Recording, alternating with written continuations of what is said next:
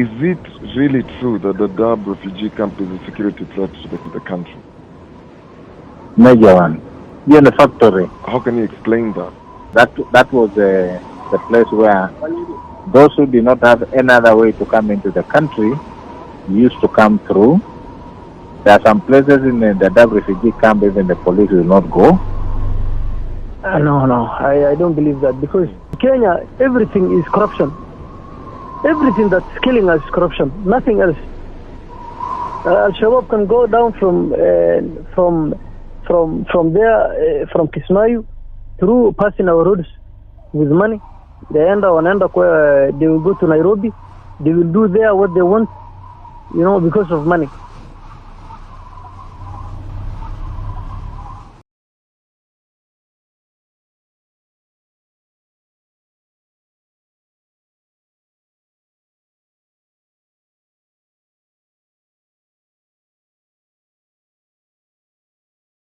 How is the Dadaab refugee camp a security threat to the country?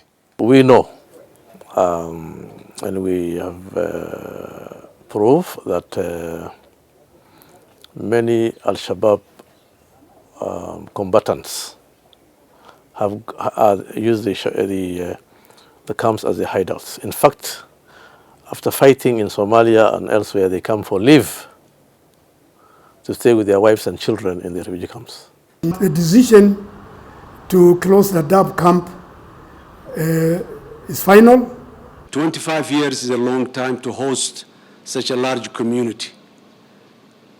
And I think Somalia needs these people back home. About 2 hours' drive from Garissa town lies the largest refugee sanctuary in the world. Dadaab refugee camp, which lies 100 kilometers from the Somali border, is home to over 345,000 refugees who left Somalia in the 1990s fleeing the civil war. The numbers are slowly going down because of the current repatriation exercise. There are those who are leaving voluntarily, but then again, there are those like Fatma Mohammed who are adamant. When are you planning to go back yourself? Do you have a day or a month when you feel like you should be going back? Are you ready to go back yourself? There is no particular time that I am planning to go back, unless when my country becomes peaceful and peace is seen to exist in my country. That is when I will go back. For the refugees who are saying that come that deadline, they will not leave the camps, what is plan B? The refugee camps can only be in Dadaab with the agreement of the government and UNHCR. So we will cross the bridge when we reach there. Is there a point where we'll have forceful repatriation? For now, we haven't started talking of that. How long the repatriation exercise will truly take is not yet clear, despite the government's deadline to close it down by end of November 2016. Beyond the logistical nightmare of transferring the refugees from Kenya to Somalia, we wanted to find out why this camp has been labelled a breeding ground for terrorism by the government. What's the connection between the refugee camps with insecurity and terrorism? The connection is there, and it is on a daily basis. So the existence of the camp is a threat to our national security, because over the past few years, most of the terror activities that has happened in this country have been traced in the Dadaab complex. And even as we speak, on a daily basis, we get intelligence of plots of potential attacks within the complex. We've been able to abort quite a number of attacks. We've been able to arrest suspects, and it's quite a challenge. It's quite a challenge. The government's rationale for closing the camps is pegged on 3 reasons: security, environmental degradation and smuggling of contraband products into the country. But then there are those who disagree with these reasons. My opinion is the government is disappointed that the international community may not be supporting the repatriation process, especially in getting those particular funds. They are frustrated. But we expected the frustration to be channeled in the right direction, not to be directed to innocent refugees who themselves are not part of this problem. The government is on record initially citing a fall-off in the international funding for Dadaab refugee camp in favor of raising budgets to refugees fleeing the Syrian crisis and heading to the West. When you look at now the Syrian crisis, the war broke out in 2011. So lots and lots of refugees have been fleeing Syria into neighboring countries. There are those, of course, who are heading to Europe through Turkey. There are those, of course, who've gone to countries like Jordan. And the assistance that has been given to these refugees, I mean, you can't compare to what has been given to us, Kenya, and also Africa. 12 days after the government announced closure of the camps and disbanding the Department of Refugee Affairs, Deputy President William Ruto traveled to Istanbul, Turkey, to front the Kenyan case in the World Humanitarian Summit. Support from the international community, unfortunately, has been minimal, uncoordinated, and ad hoc. This same message would be repeated when DP Ruto addressed the United Nations General Assembly in New York. The international community pledged $500 million to support this exercise. And as I speak to you today, less than 1% of that money has been deposited in 5 years. It's now an accepted fact by the international community, including the hosts here and the refugees, that the government is serious about closing down Dadaab refugee camp. This is one of the 5 camps here, Ifo2. And the locals here say that while the government is concerned about the security of this particular area and the entire country, they're saying that perhaps moving back to Somalia will be a gift to Al-Shabaab. These are some of the potential boomerang effects of the decision by the government to repatriate the refugees. Because one, it will be plucking a number of people out of a situation and a place and environment where they've known as home for many years, almost 25 or so years. This is a long time.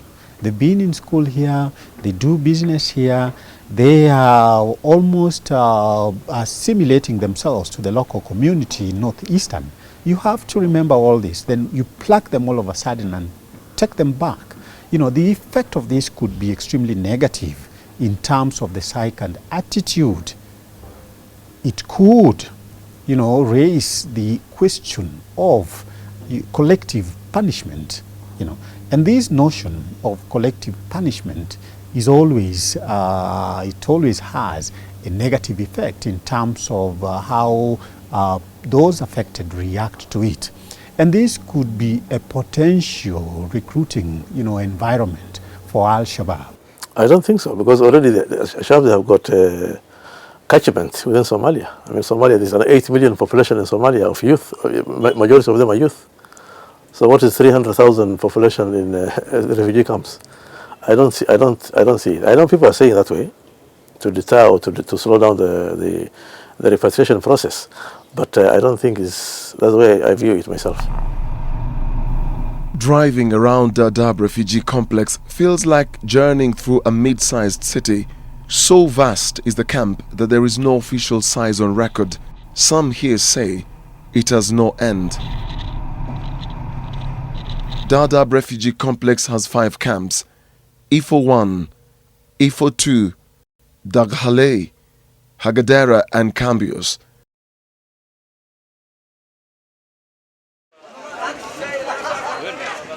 It has been nicknamed the 4th city in Kenya, with various business ventures and social activities running the economy of this part of the country. Dadaab is a strong economic hub. It's almost impossible to see it as a hotbed of extremism, but people who work here say the environment is peaceful but unpredictable. Anything can happen anytime. The astonishing growth of the camp in 25 years under the oppressive heat and fine dust has led to its newest title, the 48th county of the Republic of Kenya. The Dadaab refugee complex is another county with own laws and regulations and, illegal, everything there is illegal. Crime, we have got rapists there, we have got criminals there, we have got thieves there. And these things, we don't want them to continue, flourishing in our territory. But when did Dadaab lose its humanitarian character? Perhaps to answer this question is to go back to where it all started. How did Kenya get sucked into a refugee crisis of such epic proportions? It did not begin straight away with the refugees. It began with covering the upheaval, the unrest, the political tumult in Somalia as the various clans ganged up against Siad Barre. And eventually, in 1991, they get rid of Siad Barre. Mohammed Siad Barre was the third Somali president after a coup in 1969. His iron-fisted rule was marked by a war with Ethiopia, dubbed the Ogaden War. President Barre incited and inflamed clan rivalries to divert the attention of the public away from his unpopular regime. By the time his government collapsed after a 21-year military rule in 1991, an outbreak of interclan war had erupted. Without a central authority, feuding clans and militias, and a population on the brink of mass starvation, Siad Barre was eventually forced from power, leaving behind a trail of death and extreme hunger for a country with only 9 million people. The starvation of children and mothers stunned the world as the men fought on the streets with different rebel groups battling for power, plunging Somalia into anarchy. Several countries moved in to help as the UN made frantic efforts to bring sanity to a country whose armed factions were competing for influence in a power vacuum. It was only a matter of time before the horror and turmoil in Somalia spilled over into Kenya, and journalists picked out the initial signs of trouble in the future, perhaps prophesying the serious implications of the refugee crisis, mentioning two key things: security and the economy. It was obvious to Kenyan journalists, and I recall the Nation's foreign editor, John Gashie, at the time saying, we are going to have a flood of refugees coming in. We had, as a publication, followed the tumult in Somalia. And when Siad Barre was overthrown, the narrative shifted to what next. It was quite evident even at that particular time that the Somali regime then of Siad Barre was imploding from inside. And that the contrast and the divisions that were then internally, we are going to have Kenya sucked into it. With no clear direction on how the Somalia crisis was going to be dealt with and the announcement of a ceasefire, former President Daniel Arap Moi started the push to have the Somali refugees go back to their country. That was July 15, 1991. As foreigners fled the failed state, Kenya became the transit point for all foreign workers and tourists caught up in the flares of Somalia's civil war. It was no longer a case close to home. Rather, its effects were now part of Kenya. There was no escaping. Nairobi and Mogadishu, we have not always been close. Remember from the Ogaden War in 77, from that time, not even going back immediately after independence, the shifter movement, Nairobi and Mogadishu never were very close. The relationship was okay. I mean, we tolerated each other, but not that close. Kenya's relations with Somalia have been what we call hate-love, and more hate than love. And even now, as we speak now, we have this very interesting relationship with the government in Mogadishu. But as you know very well, we still have issues that we haven't resolved. And those issues are as to where the border should be, And you know, just deeper behind that is really the issue of resources, offshore resources, oil and natural gas. And if you know, even now, there are a lot of issues vis-a-vis what is Kenya's interest in Somalia. In a speech in Djibouti in 1991, retired President Moi said, and I quote, "As a neighbor, I have followed with keen interest the developments in Somalia, particularly since last year, and I have expressed my concern as well as the untold misery which has befallen women, children and the old, the majority of whom are now living in refugee camps." End of quote.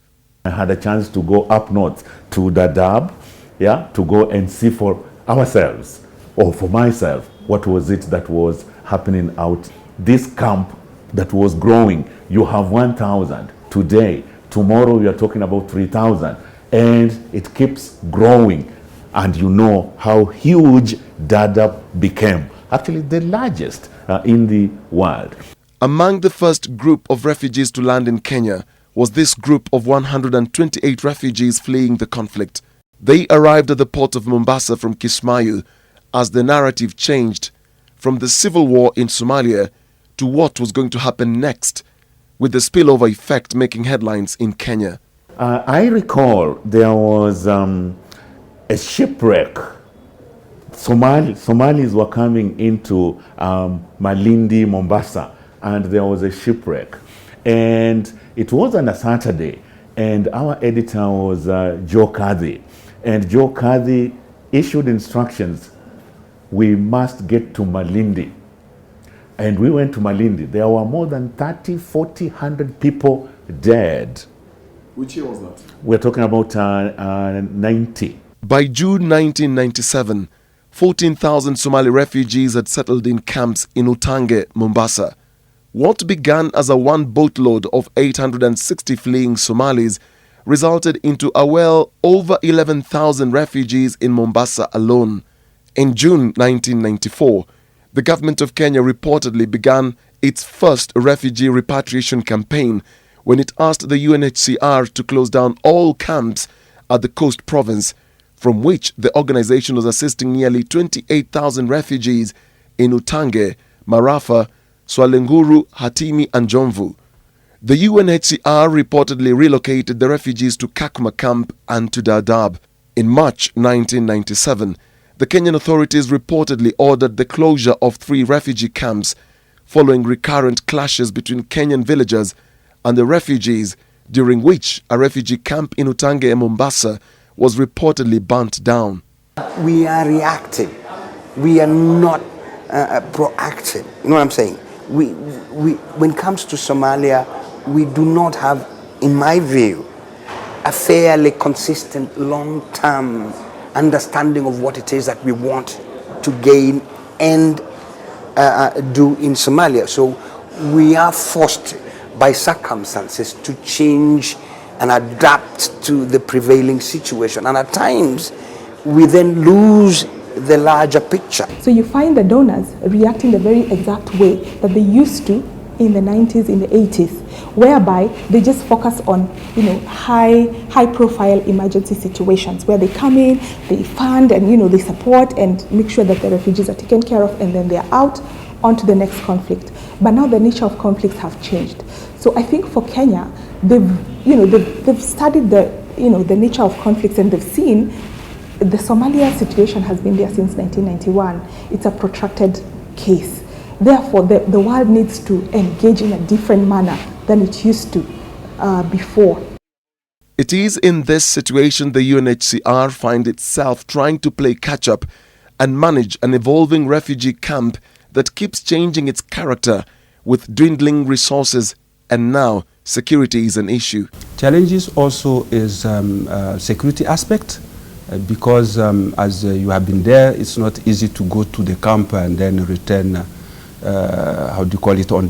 stay there and return when you want. You have some limitation because the camp is situated not far from the border, and we know very well that the bad guys called Al-Shabaab, and their element may cross anytime, and we have seen some incidents where people have been hijacked or attempt to hijack, and we had also from the government that there are some armed elements coming to the camp. So it's not very easy. The nature of the camps is such that during the night, because they are not secured, anybody can sneak in and sneak out into the camp. And to the security agencies, it is quite a challenge. It's quite a challenge. Judy Mukomwe Mutua, a teacher working with an NGO called Windle Trust International, was kidnapped in the Hagadera refugee camp in Dadaab on October 12, 2015. The 32-year-old was abducted by Al-Shabaab before she was rescued 7 days later by a combined rescue operation of Kenya Defence Force KDF and Somali National Army SNA at Shabadifu inside Somalia.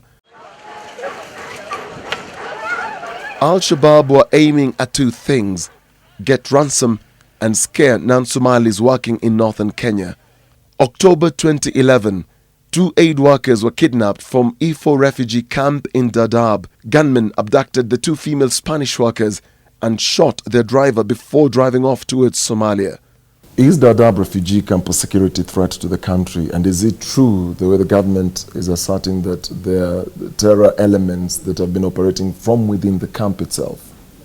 Truly, we have seen some colleagues being hijacked and attempt hijacked, so there's a security element there.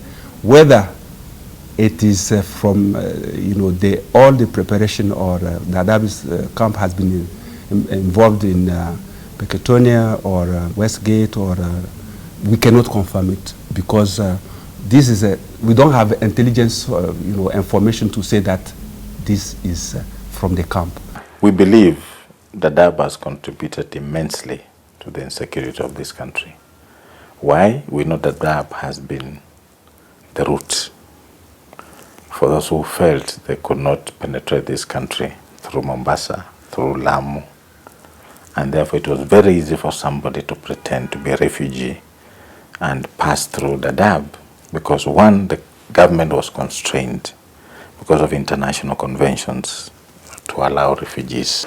We allowed, as a country, the international community to have an enclave in Dadaab that was not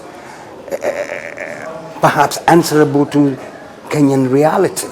And I would say this: Dadaab was to a large extent a UN, United Nations or international NGO fiefdom, where Kenya as a country took a backseat. Undoubtedly, this was going to happen. In that, the people who came in, the people who sought refuge, we had no way of vetting, collaborating, and even controlling. Was that going to be an open season for people with other agendas? Yes, indeed. That's what Kenya is really paying. That we surrendered a lot of our security issues to NGOs that really didn't. This camp is under the UN, UNHCR. So there is element of immunity. We respect, as a Kenyan, we are signatory to the conventions, that we respect that area as a UN institution. Between the year 2013 and 2015, 5 police officers were killed in these 3 vehicles after being blown up by improvised explosive devices planted along the roads of the 5 Dadaab refugee complex. We drove to the spot where it happened, and officials here warned us against staying here for too long and raising unnecessary attention. Ifo refugee camp, we were told, was notorious with criminal gangs. How many operatives have you managed to arrest from the camps, and what type of weapons have you found from within the camps? Been able to apprehend a number of Al-Shabaab terrorists who actually confessed. We've also arrested quite a number of Amniyat. Amniyat are the intelligence networks of the Al-Shabaab. even consisting of women and men who give intelligence, Whenever we go for operations, they already inform the Al-Shabaab that, okay, today, people are going for operations, be careful. We've also been able to capture, or rather get huge catches of firearms and ammunition in the refugee camps, light weapons, arsenals of, explosives, and, heavy weapons. Behind the temporary structures and tents, the government says these weapons are part of a stockpile of arsenal found hidden in unnamed blocks within the camp. Officials say the camp has now lost its humanitarian face and is now being exploited by Al-Shabaab to recruit and coordinate attacks in Kenya. This has been the case, for example, in the Dadaab refugee complex in Kenya, where we have witnessed over the years, and specifically in the recent past, that terrorist attacks have been planned, executed from these refugee camps. I think the government noticed, or it was awakened after after the Westgate attack. Not that the government did not have an idea that Dadaab was actually being utilized by suspected terrorists or militias from Al-Shabaab, but after the Westgate, there was serious confirmation by other assisting intelligence organizations that confirmed to the government that actually the planning, the routing, and the execution of the Westgate attack was actually perpetuated inside Dadaab camp. With the help of the FBI and Israeli intelligence, information started flowing between the various agencies, and Dadaab became one of the most monitored places in the country. The evidence is there. Most of this information is classified. Government doesn't wake up giving information which is classified to the population. But it reaches a time when you say enough is enough. In fact, Al-Shabaab have their own intelligence wing within the complex. So whatever we do, they get counterintelligence within the complex. They also have their own wives and concubines. NTV has learned through security briefs that Al-Shabaab intensified their recruitment and setting up the intelligence wing Amniyat under the guise of being refugees in 2007. Al-Shabaab established a communication network using VHF radio to carry out its activities and monitor security operations between Somalia and Kenya along the border. Even the phone calls, there's something we call in intelligence triangulation. Density of communication and triangulation. So when that point where they triangulate builds up, then you start ticking. That's why sometimes you are told that we intercepted their communication. They start with one, but it keeps on upper. So this one comes, this one comes, one comes. Then you see it building up here. And the more the frequent it is, the more things are being. They can't share such a things with you. According to the intelligence briefs, the communications central hub was a cell within Dadaab refugee camp where the operator was able to connect to members of Al-Shabaab masquerading as herders along the border.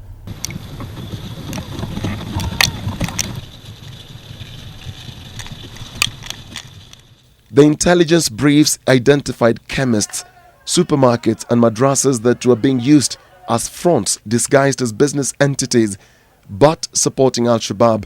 The madrasas mentioned are Haramain and Masjid Najah that have been associated with the late Mohammed Kuno. NTV has learnt from security sources that chemists have been used to provide Medicare to Al-Shabaab operatives in areas like Boni Forest or Somalia. After these combatants go and fight either in Somalia with AMISOM and whatever, they get injured, they come to the refugee camps for treatment. And for a break, stay for a while, get recuperated, and go back to combat again to fight. Eric Ogada and Ramadan Kufungwa, Al-Shabaab operatives, are said to have taken advantage of the camps to facilitate movements of new recruits, wives and weapons to Somalia or from Somalia.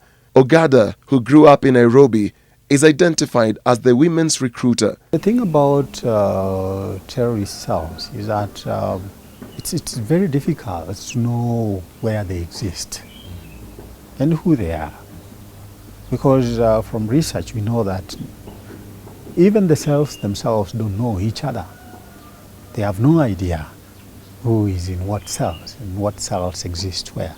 So this is a completely covert thing that can occur anywhere, And yes, the camp environment can provide a better environment for hiding. According to intelligence briefs seen by NTV, Ogada had his facilitators, one based at Ifo camp, who was mainly in charge of travel documentation to Nairobi for Somali aliens, including Al-Shabaab members, as well as in assisting wives of Somali-based Kenyan operatives to secure safe passage to Nairobi. In 2015, Ramadan Kufungwa managed to have his wife, Rukia Mbaraka Faraj, who is also on the most wanted list with 2 million Kenya shillings bounty, escape a police dragnet through Hagadera refugee camp in Dadaab, through the border and into Somalia. We are the border, a very porous border. Nobody's capable to control up to now. These are people who have been here. They understand the environment. They understand the region better than anybody else now. The Westgate Mall attack, investigated by local and foreign intelligence agencies, found that the planning was done years before the execution in Somalia by the top Al-Shabaab leadership led by the late Ahmed Godane. Some of the operatives involved in the attack that killed 67 people at Westgate initially came from Hagadera refugee camp and Kakuma before they got recruited into Al-Shabaab. The arms used during the attack was sneaked in from Somalia to Nairobi through the Hagadera refugee camp. Substantial planning for the attack was conducted at the Kakuma refugee camp in Turkana County, where the group had established infrastructure. This was for the purposes of escaping heavy surveillance at Dadaab refugee camp and exploiting the light security surveillance at Kakuma camp after realizing that local cells had been under observation. Al-Shabaab got a very, very conducive and safe haven in the refugee camps. Number one, they get free food there. They get free medication there. They have got the aliens card, some of them, the refugee cards. They can hide easily in the camps because it has got the immunity of the United Nations. And therefore, this was a safe, the best place to operate, without being noticed. The Westgate attack was executed by Hassan Abdi Mohammed Duhulo, an Norwegian national of Somali origin. Duhulo was relocated from Kenya to Norway through the Refugee Relocation Program. He left Norway in 2010 for Somalia and joined Al-Shabaab, where he was trained and fought alongside the militia. Mohammed Abdi Nur was a Somali refugee from Abdallah clan in Somalia. He entered the country in 2008 with his auntie's family through Dadaab, but was later transferred to Kakuma when authorities wanted to ease congestion in the camp. He was a pupil at Gambela Primary School within the camp until 2010 when he left for Somalia to train with the Al-Shabaab. Ahmed Hassan Abubakar also first came to Kenya in 2008 as a refugee. He stayed at Dadaab refugee camp before being relocated to Kakuma refugee camp. Abdi Nur and Abubakar left for Somalia to join Al-Shabaab in 2010.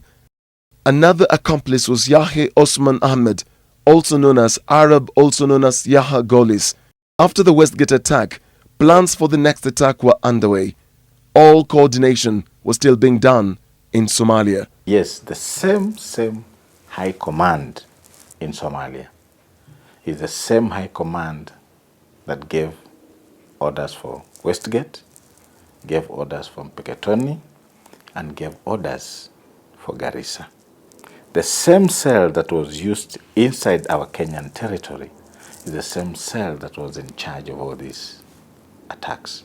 So yes, they are all connected.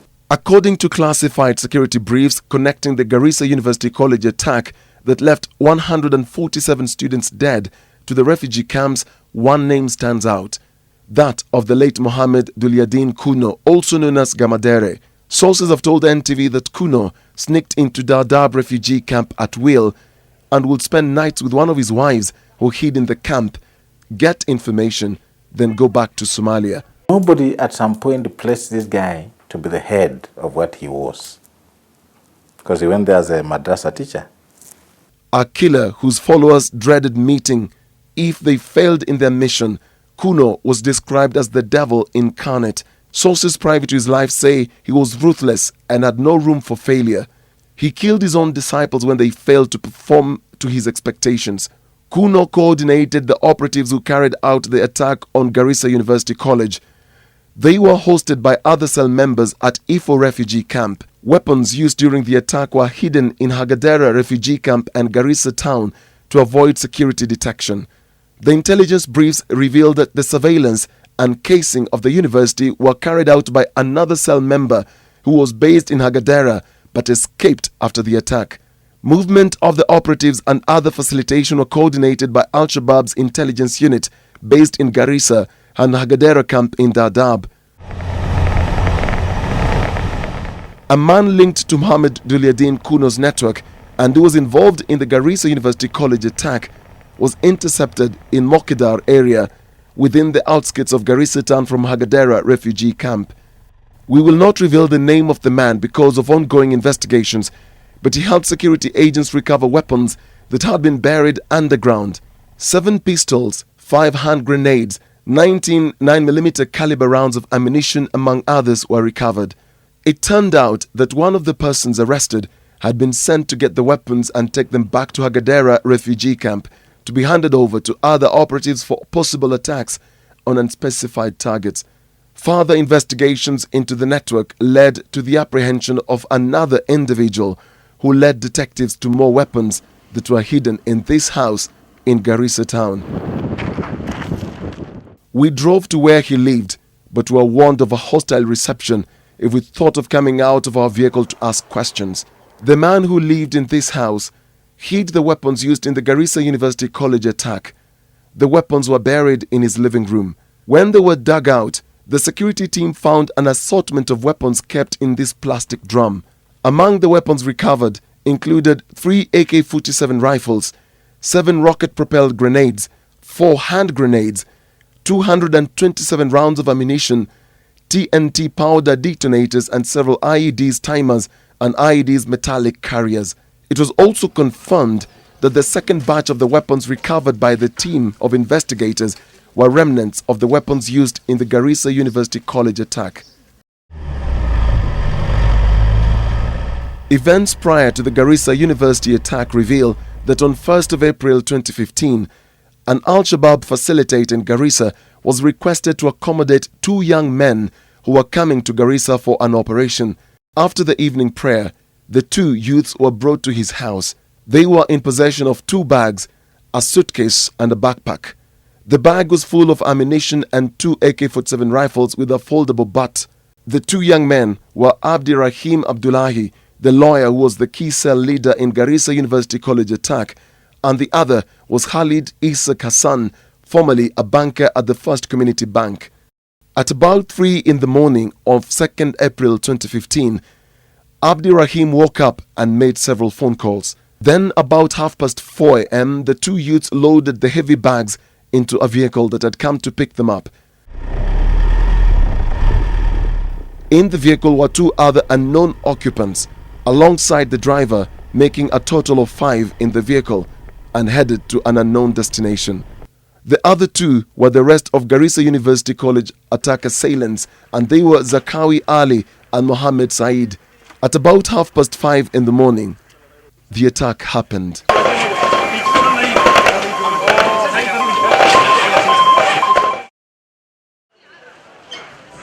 Talking to refugees here, it was evident that none knew anything about Al-Shabaab having a cell within the camp. One of the reasons why the government wants to close this refugee camp is the connection with terrorists and the operatives who've been hiding arms in the camp and using the camp to hide. Are these statements true? It is false because people here are all refugees and majority are women and children. Nobody would like to get into problems that don't exist. It is an issue that don't exist here in the camp.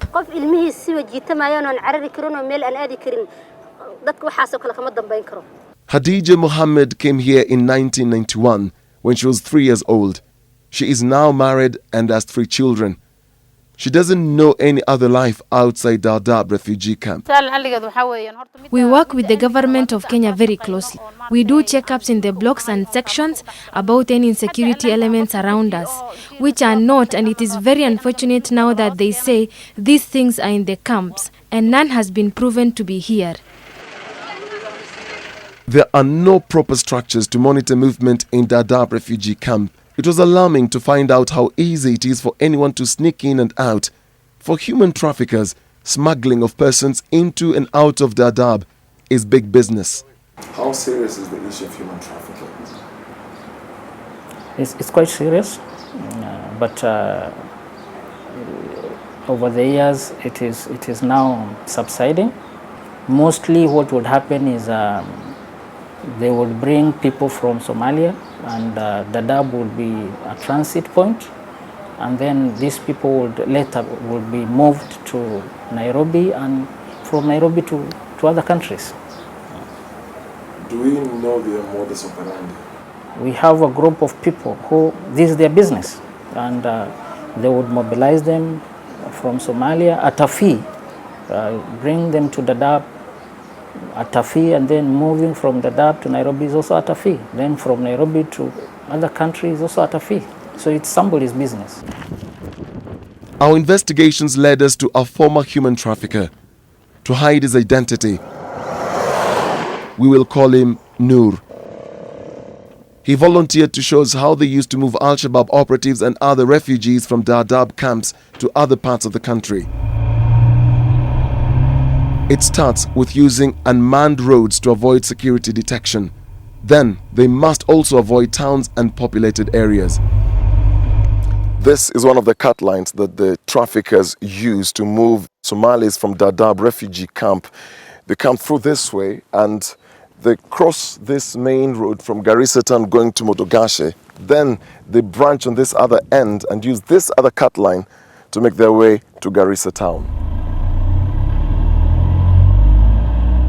We set off through the bush where there was no phone network as Noor revealed the secrets behind the trafficking syndicate and the people involved. The journey took us 2.5 hours between the refugee camp and Garissa town. An hour into the journey, there was no sign of life around us. Noor revealed that those trafficked were gathered together in large numbers and put on different buses. Na wanapitishwa aje basi wakiwa kwa basi? Sinasimamishwa na polisi? Si wanaelewana. Siko kuelewana. Na polisi? Sasa ni nani anaelewana na polisi? Hao wenyewe ama ni mwenye na traffic? Wana conductor. Kwa hivyo conductor ndio trafficker. Kwa hivyo conductor anajua wale watu wako hapo ndani. Conductor ndio amechukua hiyo contract ya kupeleka mpaka Nairobi. Na ile masaa wanapenda kutumia ni usiku ama mchana? Basi hapa sinapitanga mchana, hata asubuhi saa 3 inapita. Kwa hivyo ukiona basi ikikuja ile imetoka Dadaab asubuhi inapitanga hapa inaingia Nairobi saa 10. Sasa hizi kuna wale wanahepa? Si watu wamejaa msituni wanahepa huko. Hata saa hizi? Hawataki kurudi Somalia. Hawataki. Wanasanywa mahali, wakisanywa mahali wakitosha kama gari mzima wanapakiliwa wanakuja na barabara. Alafu wanaenda wapi? Mpaka Nairobi. Nairobi, South Africa, Angola, wanaenda. Unajua watu mostly wakaangi Nairobi. Wanatafuta mpango wa kwenda ngambo. Wanasanywa ndani ya kambi iko watu wenye hiyo kazi. Brokers. Wanasanywa wanalipa pesa sasa. Wanaagana siku moja wanaita gari. Na wanalipa kama pesa ngapi hivi kwa broker? Kwa mtu mmoja. Nimesikia mtu mmoja kama 22,000 each person. 22,000 ya broker. Bana pamoja na barabara ya mafuta ya gari mpaka Nairobi. Na wanatumia gari gani? Mostly wanatumia kama Probox ama Land Cruiser. Na wanatoka aje Kenya wanaenda mpaka South Africa, wanatumia njia gani mpaka wafike huko? Iko connection wamefunga. Na connection ni kwa airport ama ni wapi? Ama wanatumia barabara kwenda mpaka South Africa? Sasa zingine tunasikia mama wanabeba na container.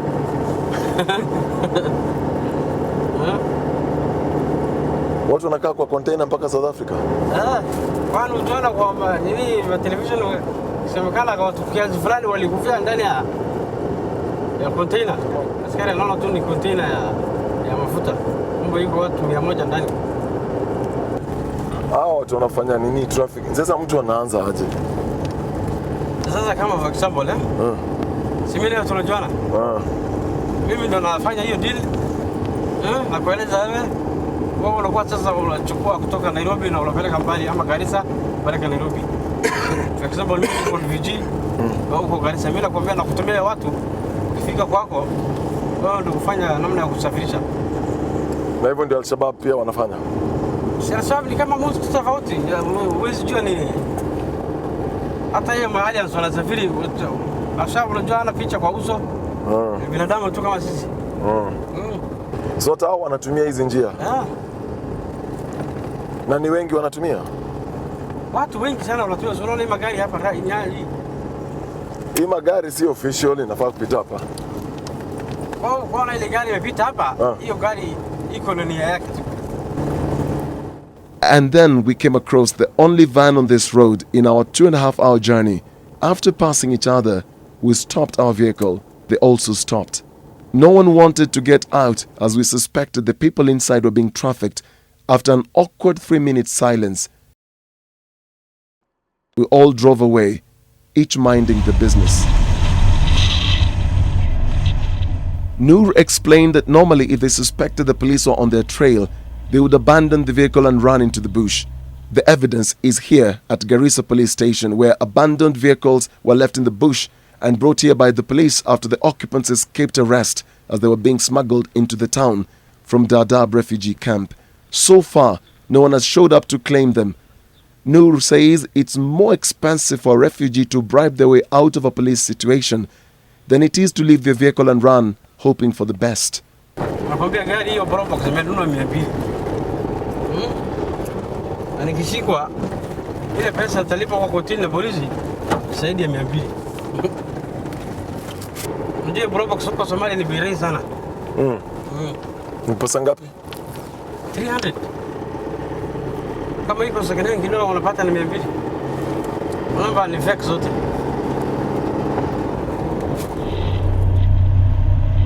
We wanted to find out how the refugees, including Al-Shabaab, are trafficked from the camp to Nairobi. Hapa Garissa kuelekea Nairobi kuna roadblocks na polisi wengi. Wanapita aje? Huko ni bus. Ufika Garissa sasa. Ingia bus. Alafu basi kuna mwingine atakutraffic mpaka Nairobi ama? Si ni conductor. Conductor from Garissa to Nairobi analipa 15k each person. Sinakwambia mtu akifika sasa refugee area. Sio unachukua refugee area, unalipa 22k. Sawa? So umepita kichorotoro yote. Iko mtu umelipa hapa hakuna? Umefika Garissa salama. Sio? Katika ile pesa ile 22 umelipwa unapatia 15,000 conductor. Aanze kazi yake kutoka Garissa mpaka Nairobi. So akisimamishwa na polisi kwa barabara, yeye vile amelipa hana wasiwasi. Hawezi simamishwa, atasimamishwa na mali. Conductor anapiga simu kila abiria wanajuana, si anapita kila siku. So anapiga simu, anapigia polisi. Anamwambia tuko njiani na nimebeba watu fulani. Fulani wamekaa kwa kiti fulani.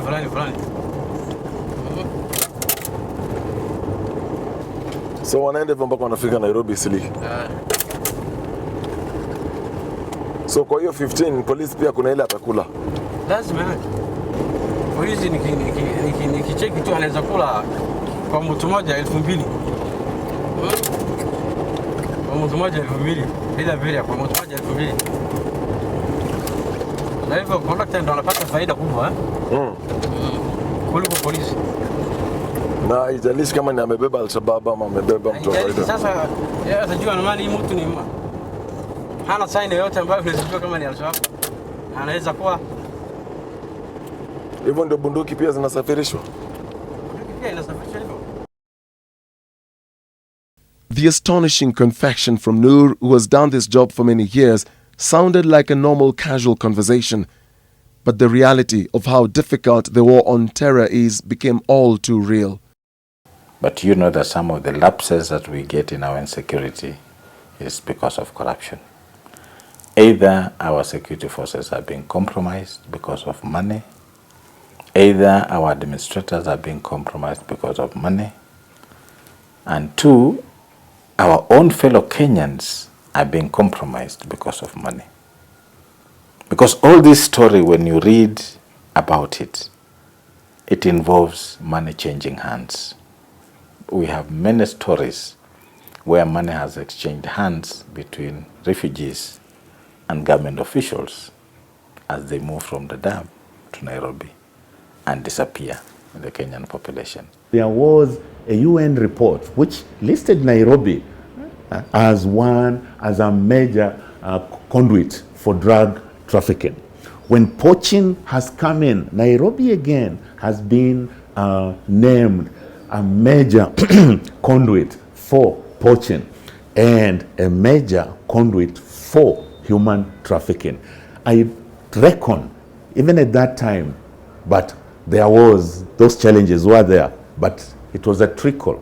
Now it's looking like a flood in the three cases. There is a self-imposed curfew in Dadaab. No police officer goes to the refugee camp at night. This is one of the most dangerous times to be spotted in the camp. At night in the camps, they are basically slums, so they are not planned. It's not wise to move into the camps at night because an explosive can be thrown into you. So we don't advise people to get into the camps at night. A local security committee arrangement within Dadaab takes over activities here at night. This is the refugee vigilante group here in Agadera. They do this sort of thing every night. They do night patrols, going door to door, stopping people, asking them questions, finding out who they are, where they are going and where they're coming from. And this is the sort of thing they do, trying to establish who are the people who are coming in for the first time and who is not conversant with this particular area. They say that this is the time when Al-Shabaab operatives normally come into the camp, hiding in here, and to carry out the activities and monitoring the activities that go on here with police patrols. And so they monitor that kind of situation and then they report to the local law enforcers. Police are not welcome here at this hour because it's too dangerous. The refugee population here has organized itself and formed security committees led by these men. They do patrols from block to block up to certain hours in the night. But lack of enough people and proper equipment to manage a camp with almost 500,000 people is quite challenging. It was also evident that this kind of arrangement clearly wasn't working for security agents and wasn't the most pleasing. So how does the vigilante then work? The ones who patrol at night, do they help police also in collecting intelligence or giving information? Really, it doesn't work for us. Probably it works for the refugees, but for us, it has not worked for us. I think I'm very categorical about that. It hasn't worked for us.